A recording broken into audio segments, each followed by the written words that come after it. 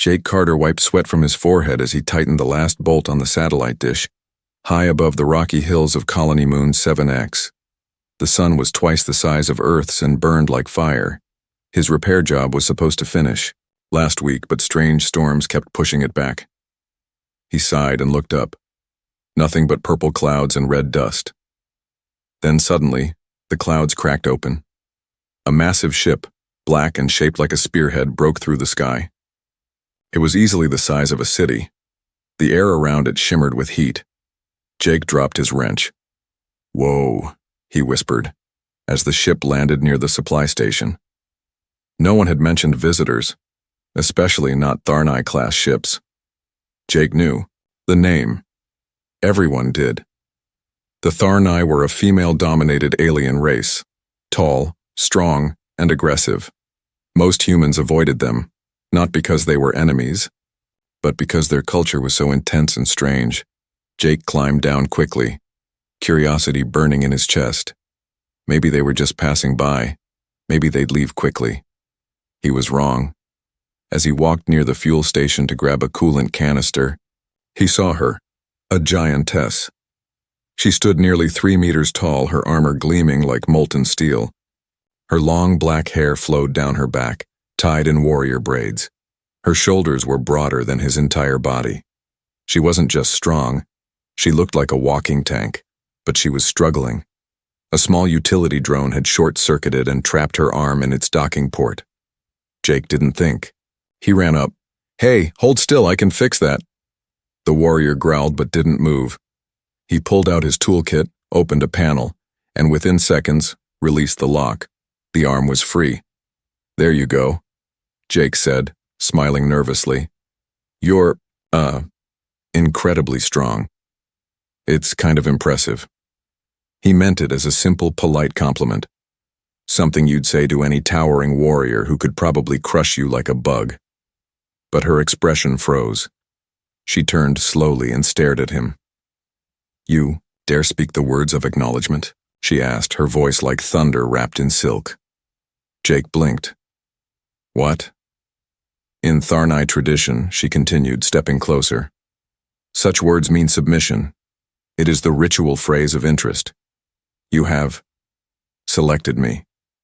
Jake felt his legs wobble. "Wait, what? No, I was just being nice." Too late.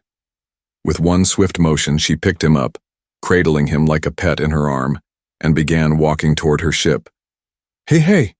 "Put me down, I think you misunderstood," he shouted, kicking the air. She didn't stop. "Your words were clear. You admire my strength. You approached me. You offered assistance. You spoke of beauty." Jake's eyes widened. "I didn't say you're beautiful." She stopped. "You thought it." Jake froze. He had, actually. She smirked.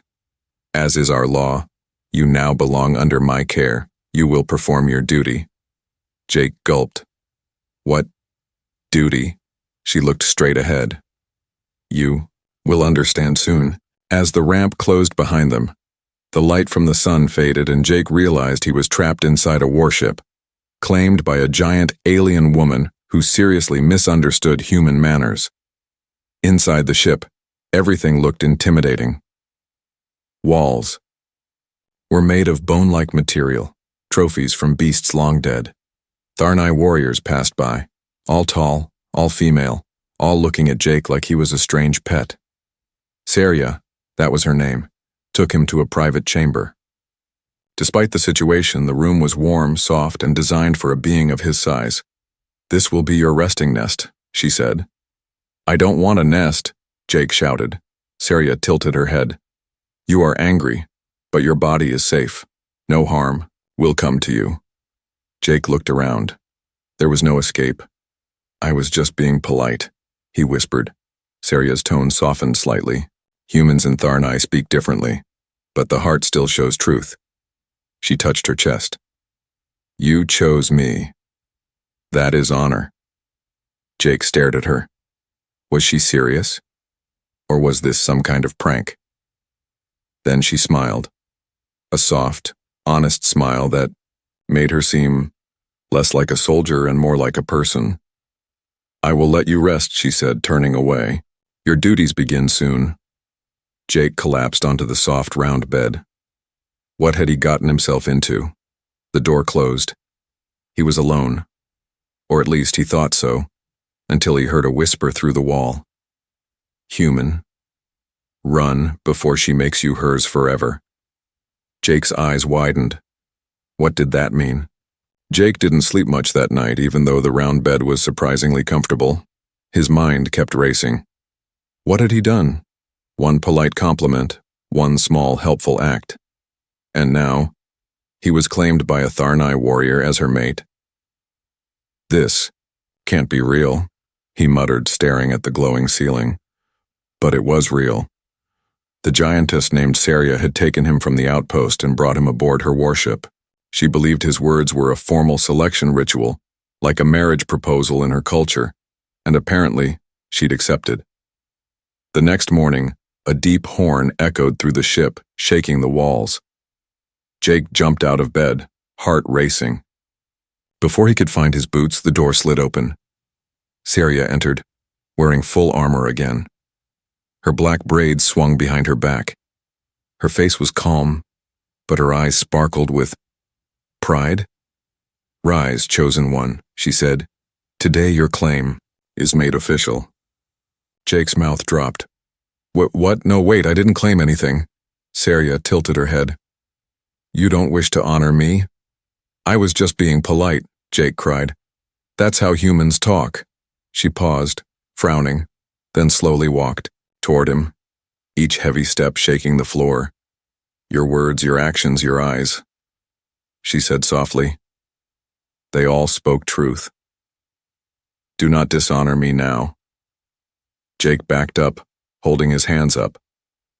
I don't want to dishonor you. I just want to go back to the colony and finish fixing satellites. Saria didn't shout. She didn't threaten. Instead, she looked, hurt. I have never been chosen before, she whispered. Jake stopped. Wait. Never? She nodded once. I've fought in 12 war fronts, I've defeated champions, but no male, human or Tharnai, ever approached me with kindness. They only feared me, avoided me. You smiled. Jake felt something stir in his chest. Guilt, sympathy, something else. He sat on the edge of the bed. I didn't mean to mess things up, he said quietly. But I didn't know it meant so much to you. Saria knelt down, lowering her huge frame to his level. Our people follow the way of honor. A chosen mate cannot back down without challenge. If you wish to leave, you must fight. Jake blinked. Fight? You mean like, with weapons? No, she said. With words. Before the council. Half an hour later, Jake was walking into a massive golden hall deep inside the warship. Giant female warriors sat on thrones carved from stone. They watched him like curious birds eyeing a strange worm. The human is here, one of them said, the one who offered the words. Saria stood beside him, proud and silent. Jake cleared his throat. Look, I didn't mean to start anything. On Earth, when someone helps you, you just say thank you. And maybe a nice compliment. I wasn't trying to, propose. The council leader raised her eyebrows. Yet you touched her machine. You offered praise. You followed her to the ship without resistance, Jake groaned. She picked me up. The warriors laughed, a low, booming sound. Even so, the leader said, by our laws, you have two choices. Accept your claim and fulfill your duty, or deny it and face trial of words. Jake looked at Saria. She wasn't smiling now. Just waiting. What does this duty even mean? He asked. Saria answered, voice low. It means you are under my protection. You will share in my victories. You will speak by my side. You will not be a slave, but a bonded equal. Jake blinked. That didn't sound so bad, but he still wasn't. Sure. What if I lose the trial? The leader smiled. Then the claim is sealed and your duty begins immediately. Jake swallowed. Later, Saria led him back to his room. He stood at the door, unsure. She turned to him. If you wish to go home, I will not stop you. But I will never forget the moment you saw me. Jake stared at her, her armor, her strength, her gentleness. He had no idea what the future held. But one thing was clear. She wasn't just some angry giant. She was lonely. And maybe, so was he. I'll stay for now, he said, but only to learn, not to do any duty. Saria smiled. That is enough. As she walked away, Jake sighed and leaned against the wall. This is the weirdest week of my life, he muttered. But a tiny part of him wondered, what if this was just the beginning? Jake Carter had always been good at fixing machines, avoiding trouble, and staying out of the spotlight. But now, he was the center of attention on a giant alien warship, surrounded by towering warrior women who thought he had proposed marriage, and one of them, Saria, had claimed him. He sat in his soft little nest chamber looking at the curved ceiling and strange glowing lights. I have to get out of here, he thought. Kind or not, this was still abduction. Saria meant well, but she didn't understand humans, and even if her culture saw him as her bonded equal, Jake just wanted to go home, finish his job, and maybe watch some Earth vids with a pizza. But escape wouldn't be easy. There were no windows, only one guarded door, and outside that door, a ship full of 7-foot-tall warriors who could crush him with one hand. Still, he had to try. Later that evening, while Saria attended a strategy meeting, a small maintenance drone hovered into his room to clean the air vents. Jake's eyes lit up. The drone was old model, human tech, left behind from when the Tharnai had helped Earth during the mining wars. He could work with this. He quietly slipped behind the drone, opened the back panel, and rerouted the guidance chip. The drone beeped once and hovered down to his level. Jake climbed on top of it. All right, buddy, he whispered. Just take me to the hangar bay, slow and steady. The drone obeyed. Outside, the halls were quiet. The walls glowed faint blue. Giant symbols marked sections, none of which Jake could read. The drone passed by 2 Tharnai guards. One looked down but didn't stop him. A cleaning drone, she muttered. Jake held his breath and stayed perfectly still. When they turned the corner, he sighed in relief. He was getting close. 10 minutes later, he reached a giant platform. The hangar bay. Rows of Tharnai ships sat ready for launch. Small one-man flyers hovered near the ceiling, meant for scouting. Perfect. Jake jumped off the drone and dashed behind a storage crate. His heart pounded. There it was, a human-style scout ship small enough for one person. He grinned. I'm going home, he whispered. He sprinted toward it, just a few more steps. Slam! Something massive dropped in front of him. It was Saria. She landed like thunder, eyes glowing, fists clenched. You were leaving, she said quietly. Jake froze. His hands were still mid-run. I just wanted to get some air. She stepped closer. Lies. Jake raised his voice. You can't keep me here, I'm not your pet. Saria didn't yell. She looked at him with something far worse. Disappointment. You promised to learn, she said. But the moment I turn my back, you flee like a coward. Jake's jaw tightened. You don't understand. I never agreed. To this, I'm not Tharnai, I'm not your mate. The hangar was silent. Even nearby warriors stopped moving. Saria's voice trembled. Do you think I forced this? You looked at me like I wasn't a monster. You smiled. Jake hesitated. I didn't mean to mislead you, he said quietly. She stepped back. Then go. Jake blinked. What? Saria turned away. The door is open. No one will stop you. If that is what you truly want, leave. He looked toward the scout ship, then back at her. She wasn't angry anymore. She looked defeated. And Jake suddenly felt something strange in his chest.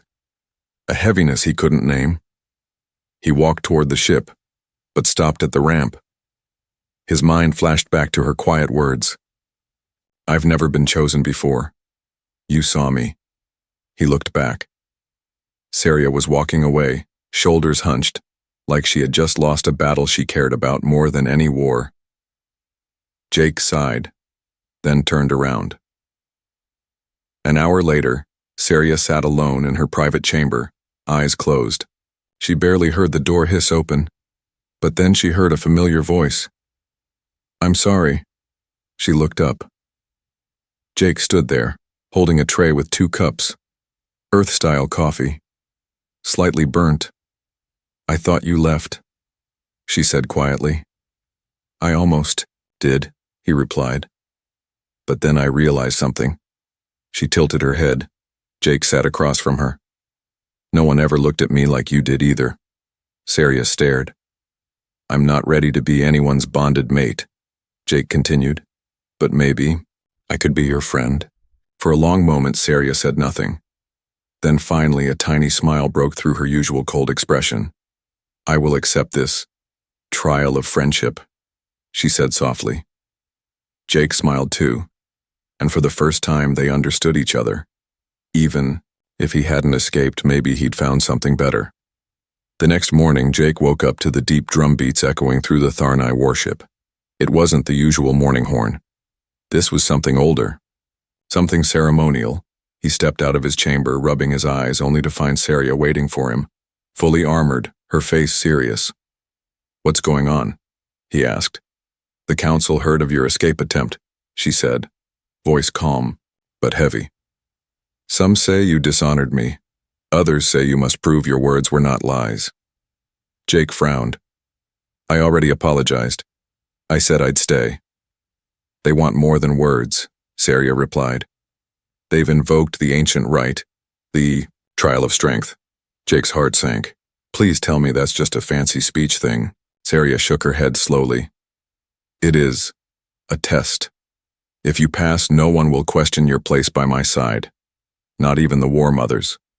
But if you fail, they will say you're weak, a dishonor. They'll demand you be sent away, or worse." Jake swallowed hard. "I thought I was already free to go." Saria looked away. "You stayed." That made it serious. The Tharnai do not play with emotions. Now they test if you are worthy. Jake raised an eyebrow. "Worthy of what?" Saria met his eyes. "Worthy of being more than a passing joke." An hour later, Jake stood at the edge of a massive stone arena inside the ship's core, a training dome used by Tharnai warriors. The ground was carved with ancient symbols. Dozens of massive alien women stood in a circle, watching in silence. In the center of the arena stood 3 obstacles: a stone relic, over 1,000 kilograms, a gate to the war beast chamber, and finally, a strange glowing pillar surrounded by a simulated storm. A hologram flickered in front of Jake, listing the rules. 3 trials. Lift the relic. Survive the war beast. Calm the storm pillar. Jake stared at it all, muttering, "You've got to be kidding me." Saria leaned in. "They expect you to fail, but I've seen humans do impossible things. If anyone can surprise them, it's you." Jake gave a half smile. "No pressure, huh?" Trial 1. The stone relic. Jake walked up to the massive boulder carved from ancient Tharnai armor. He tried pushing it. Nothing. Pulling? It didn't budge. He looked around. The crowd chuckled. Some shook their heads, but Jake had an idea. He ran back to the corner of the arena and grabbed a nearby coolant rod, left by accident during training. He jammed it under the stone like a lever, using smaller rocks as support points. Bit by bit, he shifted the weight. The crowd quieted. With a final grunt, Jake tipped the relic forward, not lifted, but rolled 3 inches onto its side. The hologram blinked. Trial passed. Gasps echoed through the arena. Saria smiled from the edge. Trial 2. The war beast, a metal gate opened. From the shadows stepped a 4-legged monster with 6 glowing eyes, thick claws, and steaming breath. Jake froze. He wasn't armed. The creature sniffed the air, then roared. Jake sprinted, heart pounding. He couldn't outrun it. But he could outthink it. He ran toward the arena walls where he'd seen a cracked cooling vent earlier. He grabbed a loose power cable from the ground and waited. The beast lunged. At the last second, Jake ducked, jabbed the cable into the vent, releasing a blast of freezing mist. The war beast slid across the ice, hitting the wall hard. Dazed. Not dead. Jake stood over it, breathing heavy. The beast blinked at him, then backed away, whimpering. The hologram flashed. Trial passed. This time, the crowd cheered. Trial 3. The storm pillar. This was the final test. A strange object glowed in the center of a force field, lightning crackling around it. Jake stepped closer. A voice echoed, "Calm it, or let it break you." He could see static energy moving faster as he approached. Jake closed his eyes. "This isn't about strength," he whispered. Then he did something no Tharnai expected. He sat down in front of the pillar, cross-legged, hands open, breathing, slow, and he began to speak. He told a story about Earth, about the stars, about how humans don't always fight. Sometimes they just feel. The energy slowed. The lightning softened. The pillar dimmed. Silence. Trial passed. The crowd erupted in stunned applause. Saria walked into the arena, eyes shining with pride. "You didn't win by force," she said. Jake smiled. "I won by being myself." She bowed, not just to honor him, but for the first time to accept him as an equal. "You are no longer claimed," she said softly. "You now choose." Jake looked at the watching warriors, at Saria. Then he nodded. "I choose to stay." The war drums had stopped. The arena was quiet. Jake Carter had passed the trial of strength in a way no one expected, without violence. Now he wasn't just the human who gave a compliment. He was the outsider who made the storm go, silent. And the Tharnai? They were watching him differently now. But something deeper stirred behind those proud warrior eyes. Something ancient. That night, Saria invited Jake to the inner vault, a part of the ship no outsider had ever entered. Not even most Tharnai warriors had clearance.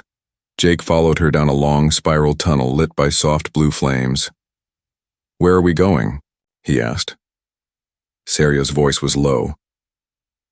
"To the past, to show you where we came from, and what's coming." The doors ahead were carved with strange symbols, glowing softly, humming like whispers. Saria placed her hand on the center rune. The doors creaked open. Inside was a hall of memories. Dozens of glowing cubes floated mid-air, each showing flickering images, old battles, fallen cities, stars being swallowed by dark machines. Jake stepped forward, staring in awe. "What is all this?" Saria replied. "The truth about the Tharnai. Not the glory we tell, the part we hide." She pointed to a cube. It showed the Tharnai homeworld, lush and green, covered in temples and floating cities.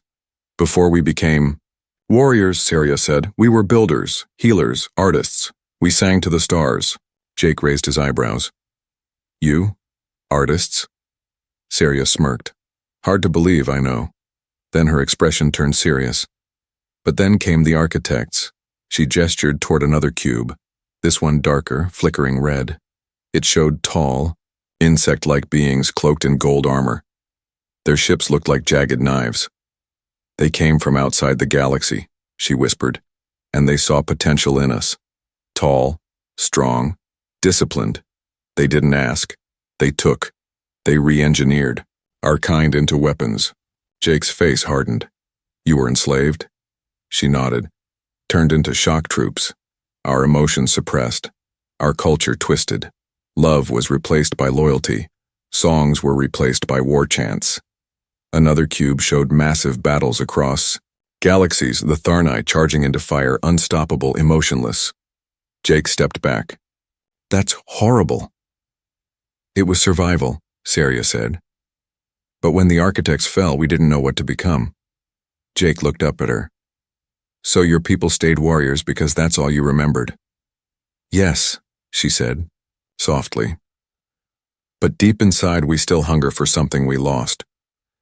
Suddenly, one of the older cubes began flickering violently. Saria moved closer. That's not supposed to activate unless...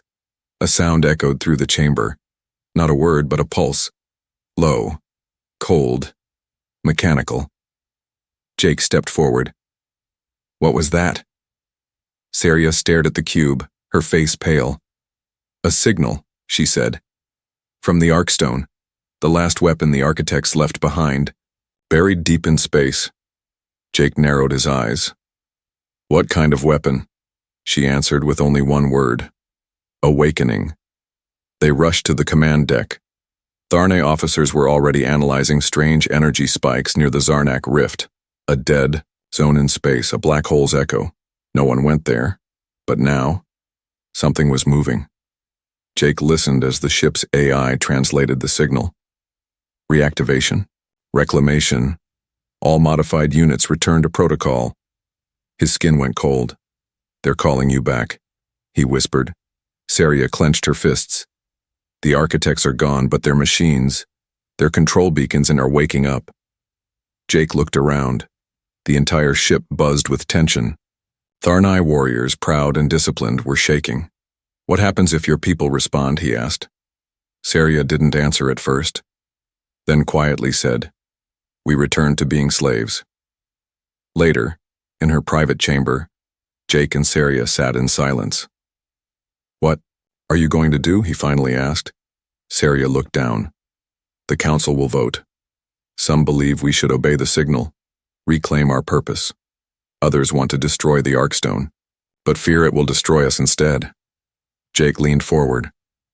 You said something the first day I met you. You said you wanted more than war. You wanted someone to see you. She met his eyes. Jake continued. This is your chance. Not just to stop a signal, but to change your people's future. Saria didn't blink. Instead, she stood up and offered her hand. Then help me do it. Jake took her hand. He didn't know what the Arkstone truly was or how strong its pull would be. But he knew one thing. The Tharnay were not weapons anymore, and if war was coming, he wouldn't let her face it alone. Inside the command chamber, the Tharnay Council stood in a circle, their silver armor reflecting the dim light. The Arkstone's signal still echoed faintly in the background, like a heartbeat from deep space. Saria stood tall before them. Jake stood at her side. Know what this is, Saria said firmly. A recall beacon, a trap. If we respond, we lose everything. The council leader, an older warrior named Velra, narrowed her eyes. And if we do nothing? What if ignoring the signal brings worse destruction? It's not a test, Jake interrupted. It's programming, like a virus waking up, in your minds. You respond and it will rewrite everything you are. Velra's gaze fell on him. You are not Tharnay, human. You do not speak for us. No, Jake said, stepping forward. But I speak with her. He looked at Saria. And she speaks for more than warriors. She speaks for change. The room fell silent. Velra finally spoke. We will vote. But if the majority chooses to follow the signal, your interference will be seen as betrayal. Jake whispered to Saria. What do we do if they say yes? Saria didn't hesitate. Then we break the rules. That night, as the council prepared for its sacred vote, Saria led Jake deep into the underdeck of the ship, a restricted section that housed the ancient void drives and forgotten war tech. You sure about this? Jake asked. No, she said honestly. But we have one chance. If we can reach the Arkstone before the signal strengthens, we might shut it down manually. Jake paused. And if we can't? Then we destroy it, she said flatly. Jake raised a brow. That's direct. They entered a sealed chamber marked with ancient runes. Saria unlocked it with her blood. Inside was a prototype stealth vessel, small, black, shaped like a blade. Built for deep missions, she explained. And off record, Jake grinned. Let me guess, it's not council approved. No, she smirked. It's mine. 30 minutes later, the ship launched quietly from the hangar under false maintenance codes. Jake sat at the co-pilot seat, surrounded by strange Tharnay tech. Saria handled the controls like she was born for them. They entered the Zarnak Rift. Space grew darker. The stars disappeared. It felt like flying into the mouth of something ancient. Coordinates locked, Saria said. The Arkstone is inside the dead zone. Nothing returns from there. Jake clenched the seat. Great. So we're going into a black hole's shadow to fight a ghost signal. She looked at him. Still want to run? He smirked. I stayed, didn't I? Their eyes met. No words needed. As they neared the Arkstone, a massive structure appeared, like a broken moon, wrapped in black vines of metal and light. It pulsed. Jake felt it in his chest, like something trying to pull his thoughts away. Saria's hand trembled. It's stronger here. They landed on the outer hull. Both stepped out in vacuum suits enhanced with psychic dampeners. Jake moved slowly. It's like it's talking without words. Suddenly, Saria stopped, her eyes glazed. Protocol 17, obey. Jake grabbed her shoulders. Saria, stay with me. She shook her head, stumbling. It's trying to overwrite me, make me forget. Jake didn't think.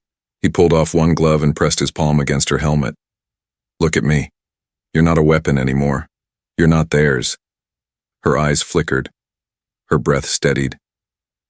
I remember, she whispered.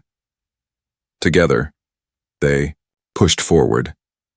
Inside the Arkstone, the halls were filled with eerie lights and strange symbols, not written, but grown into the walls. Machinery pulsed like veins. They reached the control chamber, a black sphere floating in magnetic suspension. The core, Saria said. Jake pulled out the EMP disruptor they'd built. One hit to this, and everything goes dark, right? Yes, but there's a problem. What now? Saria looked at the sphere. It's protected by Tharnai DNA. Only one of us can go near without triggering defense spikes. Jake paused. You mean, you have to do it? She nodded. But if I fail, I may not come back. Jake grabbed her wrist. No. If you go, I go. We face this together. She stared at him. Why? She asked. He smiled. Because I didn't just choose to stay. I chose you. Saria blinked, then nodded once. Then let's rewrite our duty. They stepped into the core's range. Alarms screamed. Needles shot out from walls. Jake dodged, rewiring ports, hacking defense nodes. Saria reached the sphere. With one deep breath, she placed her hand on it. The energy surged. Her armor cracked, but she stood strong. We are free, she roared. She slammed the EMP device onto the core. A massive shockwave blasted through the chamber. Light faded, and silence returned. Later, aboard the stealth ship, Saria lay weak but alive.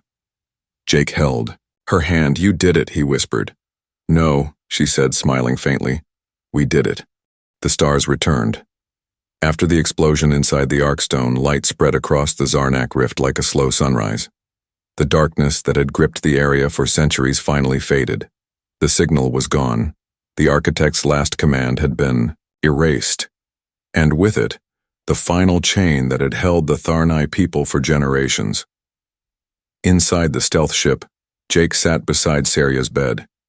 She was still unconscious, her armor cracked, skin bruised, but her breathing was steady. He watched her, silently, holding her hand. You brought back your people, he whispered. Now it's time to bring you back. 2 days later, the stealth ship returned to the Tharnai flagship. The docking bay was silent as they landed. No guards, no weapons. Just rows of warriors standing at attention, waiting. Saria walked down the ramp with Jake beside her. She was weak, but standing tall. The council leader, Velra, stepped forward and kneeled. To the one who broke the chain, she said, bowing her head. We owe you freedom. Jake blinked. Wait. Me? Velra turned to him. You, human, changed what centuries of war could not. You reminded us we are more than weapons. The crowd pounded their fists on the ground, a sound of honor. Jake looked at Saria, who gave a small nod. You earned it, she whispered. Later in the great hall, A celebration was held. Tharnai music filled the air, strange drums and deep choral sounds. Warriors laughed, toasted with glowing drinks, and danced with heavy rhythmic steps. Jake sat at a high table next to Saria. "This is insane," he muttered. 2 weeks ago, I was fixing satellite dishes. Now I'm a galactic hero." Saria chuckled. "All because of one compliment." Jake smirked. "Remind me never to be polite again." She leaned closer. "You should be careful. You might start another interstellar marriage." He coughed into his drink, then glanced at her. "Speaking of that." Saria raised a brow. "I was thinking," Jake continued, "you're not claiming me anymore, and I'm not running." "No," she said softly. "So what does that make us?" Saria looked into his eyes. "Something new." The next morning, the Tharnai Council held one final ceremony. Saria stood before them, not as a soldier, but as a leader. "I reject the old codes," she declared. "I reject forced duty. From now on, the Tharnai will not take what is not freely given, not from humans, not from each other." There was silence. Then Velra stepped forward. "I give up my title," she said, placing her staff down. "It is time for new voices." Others followed. The old ways were breaking. Jake stepped onto the platform. "I have one suggestion," he said. "Don't just change your laws. Change your vision. Talk to other worlds. Learn from them. Teach them too. Build something bigger than war." The warriors murmured. Saria looked at him and smiled. "You are not just a guest anymore," she said. "You are ambassador of the bond." Jake blinked. "That's a fancy title." She leaned closer. "It also means you have duties." He narrowed his eyes. "Oh no, not those duties again." But she laughed, and he laughed too. 1 week later, the first Tharnai Earth Alliance vessel launched into orbit, half designed by human engineers, half by Tharnai builders. It carried peace offerings, science tools, and 2 figures leading the mission, one small human in a dark navy coat, and one tall Tharnai warrior in ceremonial armor, Jake and Saria. In the quiet of the ship's observation deck, they stood side by side. Jake looked out at the stars. "Think they're ready for us?" he asked. Saria tilted her head. "Are we ready for them?" Jake smiled. "Probably not. But hey, we've survived worse." She stepped closer. "You once said I impressed you." "I did. Do I still?" Jake glanced up at her, smirking. "Let's just say, you still make my heart race." Saria chuckled. "Then I shall continue doing my duty." Jake groaned. "I walked into that one." She placed her large hand gently on his chest. "This time, you're not forced. You're choosing." Jake looked at her, and for the first time, truly, deeply meant it. "I choose you." She smiled, and the stars blinked around them, bright, endless, full of possibility.